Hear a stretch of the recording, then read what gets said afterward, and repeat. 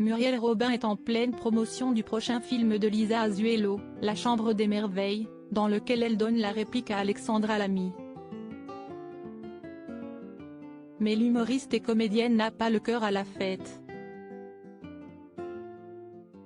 Ou plutôt plus depuis cette terrible soirée du 10 février, date à laquelle Pierre Palmade s'est retrouvé mêlé à un grave accident de voiture. La légèreté a vite laissé place à l'inquiétude. En apprenant l'hospitalisation de son ami de toujours, Muriel Robin a couru à son chevet, dans la crainte qu'il ne sorte pas. Avant d'apprendre que cette collision qui a coûté la vie d'un bébé et détruit celle de 3 autres personnes, Pierre en était le principal responsable, ayant conduit sous l'emprise de stupéfiants. Les victimes sont plus nombreuses qu'on ne le pense. Il y a celles physiquement impliquées, et il y a les autres, dommages collatéraux des excès de Pierre Palmade malgré leur volonté de l'aider à se libérer de ses addictions. Muriel Robin en fait partie comme le dévoile Paris Match dans son édition du 9 mars 2023.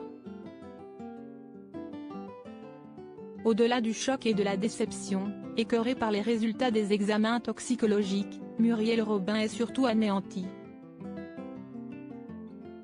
Avec sa femme Anne Le Nain, elle sait se protéger. Ensemble, elles sont parties dans le sud de la France.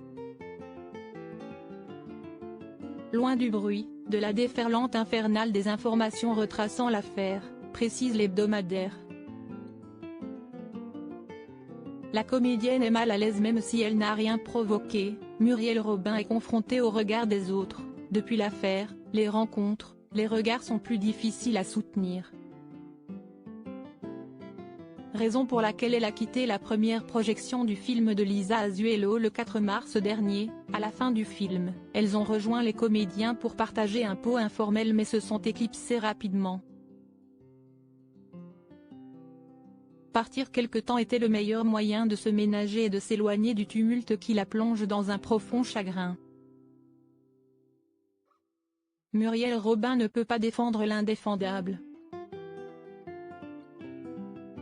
Encore moins depuis qu'elle a croisé la famille que son amie a brisée dans les couloirs de l'hôpital. Elle a fondu en larmes dans leurs bras, partageant leur peine, se sentant presque coupable de ne pas avoir pu leur éviter ce drame. Pourtant, elle semble comme prise au piège, quoi qu'elle fasse à présent, la comédienne est mal à l'aise. Si elle le soutient, elle sera suspectée de manquer d'empathie envers ses victimes.